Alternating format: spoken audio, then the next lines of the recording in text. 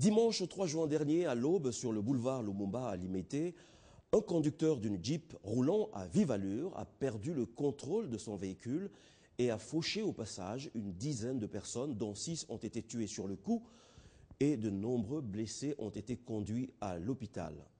Coût des dégâts et frais médicaux, plus de 100 000 $ sans bien sûr compter l'indemnisation des familles des victimes.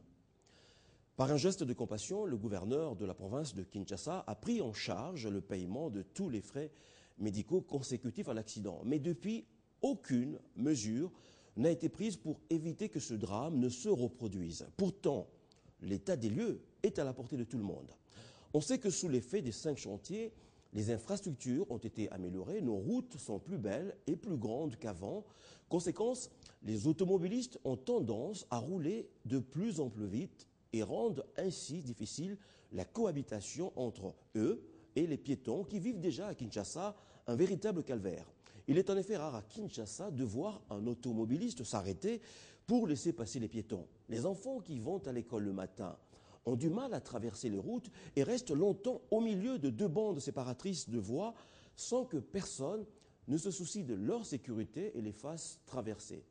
C'est cela qu'on appelle l'insécurité routière, car beaucoup de nos compatriotes meurent sur nos routes. Mais on ne règle pas cette insécurité routière en plaçant des caméras partout, comme cela a été proposé. Il n'est pas non plus responsable de ne rien faire, puis accourir au chevet des victimes lorsque le drame se produit. Il nous faut un diagnostic complet et sans complaisance de la sécurité routière dans notre pays.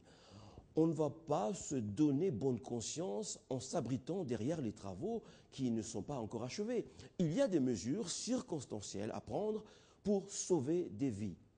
C'est bien de mettre l'accent sur l'état de notre parc automobile, mais il y a le comportement même du conducteur qui est préoccupant. Et là, on peut améliorer les choses en commençant par la prévention chez les jeunes. On peut aussi améliorer les choses en mettant en place des formations post-permis. On peut également améliorer les choses en attendant bien sûr que les travaux se terminent, limiter la vitesse à 50 km/h. Tout le monde sait que la vitesse amplifie les risques d'accidents sur nos routes parce qu'elle augmente bien entendu considérablement la distance de freinage. Limiter la vitesse aura des effets immédiats.